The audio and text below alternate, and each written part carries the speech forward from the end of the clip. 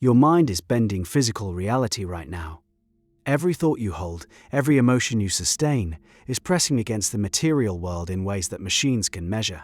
And by the end of this, you'll understand why the most unsettling scientific data of the last 4 decades sits in a basement at Princeton, largely ignored, because what it implies rewrites everything. In 1998, a small team of researchers placed electronic devices in locations across the globe. 65 of them, eventually. Each one did something remarkably simple. It generated random sequences of ones and zeros, like a coin flip, over and over thousands of times per second. Pure noise, pure chance. The output should look like static, meaningless, patternless, flat, and most of the time it did. Then something shifted. On days when millions of people focused their attention on the same event, a disaster, a celebration, a moment of collective grief or awe, the machines stopped behaving randomly. The data developed structure. Order appeared where only chaos should exist. The Global Consciousness Project, as it came to be called, logged this effect across hundreds of events over more than 15 years. The odds of the cumulative results occurring by chance alone were calculated at less than 1 in a trillion. Sit with that number for a moment. 1 in a trillion. A device with zero awareness, zero connection to human emotion, built to produce meaningless noise, and it responded to what people were feeling. The machines in Tokyo shifted when the machines in Sao Paulo shifted, simultaneously, with no physical link between them. The project grew out of earlier work by Robert Yarn, an aerospace engineer, dean of the engineering school at Princeton no less, who spent nearly 3 decades studying whether human intention could influence random systems. His lab, the Princeton Engineering Anomalies Research Program, ran millions of trials.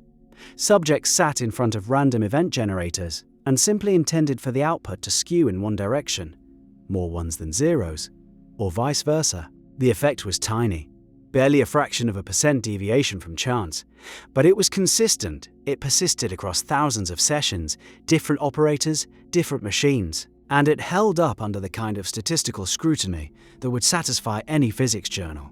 So why did the physics journals largely ignore it? Because the implication is staggering. If consciousness, bare, focused human awareness can nudge a random physical system even slightly, then the wall between mind and matter has a crack in it. And cracks, once noticed, tend to spread. Think about your own experience for a second. You've walked into a room and felt something before anyone spoke. Tension, joy, grief. You've thought of someone moments before they called. You've had a day where everything aligned. Green lights, open doors, perfect timing. And another, where the world felt like wet cement. You filed those away as coincidence.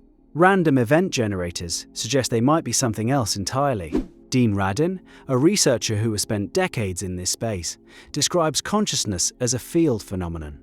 Your individual awareness contributes to a larger field, like a single instrument in an orchestra. Most days, everyone plays their own tune. Dissonance, static. But during moments of mass coherence, when millions of minds orient toward the same reality at the same time, the orchestra synchronizes, and the field becomes strong enough to leave fingerprints on physical systems. The 9/11 attacks produced one of the most striking anomalies in the project's data. The random event generators began deviating from expected patterns hours before the first plane hit. Hours before. The data shifted as a wave of collective anticipation, or dread, or some unnamed knowing, rippled through the human field before the conscious mind had anything to attach it to. Your rational mind wants to reject that. Mine did too. But the timestamps are in the data, and the data has been publicly available for over 2 decades. Here's where the spiritual implications cut deep. If collective human attention can measurably alter physical randomness, then every tradition that speaks of group prayer, collective intention, or the power of shared belief was describing a mechanism, not a metaphor. When ancient texts say that where 2 or more are gathered, there is power, that reads differently after you've seen the Princeton data. You generate a field. Right now, sitting wherever you're sitting, holding whatever state of mind you're holding, you are contributing signal to the collective. The question that should keep you up tonight is, what signal? Because the research shows directionality matters. Jan's lab found that coherent intention, focused, sustained, emotionally engaged, produced larger deviations than scattered or half-hearted attempts. The people who generated the strongest effects weren't trying harder. They described a state of merging with the device, releasing effort and entering resonance. Mystics would call this surrender. Athletes call it flow. The lab called it a resonance bond between operator and machine. The language differs. The state is identical. And yet, someone watching this might reasonably ask, if consciousness affects random systems, why can't I just think my way to a winning lottery ticket? Fair question. The effect measured in the lab is subtle, a fraction of a percent. One mind nudging, one machine produces a whisper. The Global Consciousness Project detected a shout, and that shout required millions of minds in coherence. Scale matters. So does the depth of the state. A fleeting wish carries almost no signal. A sustained state of inner knowing, what Neville Goddard called living in the end, operates on a different order of magnitude. The mystics weren't exaggerating, they were describing the dosage. This is where most people get stuck. They hear consciousness affects reality and either dismiss it entirely or swing to magical thinking, believing a single affirmation should rearrange the world by Thursday. Both reactions miss the mechanism. The data show something more disciplined and more demanding. Your inner state is a broadcast. Weak, scattered, contradictory signals produce weak, scattered, contradictory results. The random event generators respond to coherence. So does your life. The practice that emerges from this research looks less like visualization and more like mental hygiene. What state are you sustaining hour by hour? When you catch yourself cycling through anxiety about something that hasn't happened, you're broadcasting a signal. And if the Princeton data means anything, that signal touches the physical world around you. When you deliberately return to a state of trust, a felt certainty that your desired reality is already accomplished, you shift the broadcast. One random event generator in a quiet lab at Princeton picked up the change when a single person held focused intention. 65 generators across the planet detected it when millions shared a feeling simultaneously. You are somewhere on that spectrum every waking moment. The researchers noticed something else, something the spiritual traditions predicted. Emotional charge amplified the effect. Events that carried deep feeling, grief, awe, love, produced stronger deviations than events that were merely large. 1 billion people watching a moderately interesting broadcast barely moved the needle. A few 100 million in genuine shock or reverence bent the data like gravity bends light. Feeling is the carrier wave. Thought without feeling is a letter with no postage.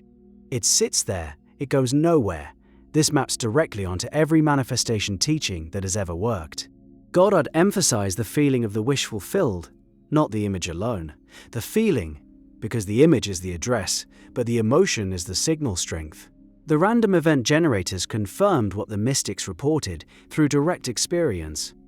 Coherent emotion restructures the field. So what do you do with this? You stop treating your inner state as private. It was never private. It was always a broadcast, always pressing against the fabric of events around you, always contributing to the collective field that shapes what we call reality. The machines at Princeton proved that your consciousness touches matter. The scale of the effect depends on two things: the coherence of your state and how many minds share it.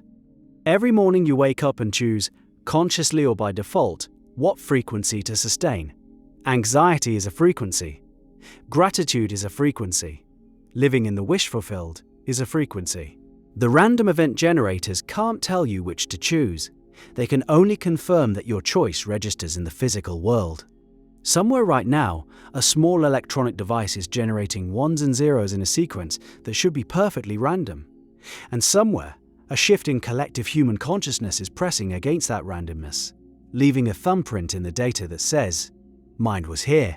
The question was never whether your consciousness shapes reality. The machines settled that. The question is what reality you're shaping with the state you're carrying right now, in this breath, in this moment, while the generators keep counting.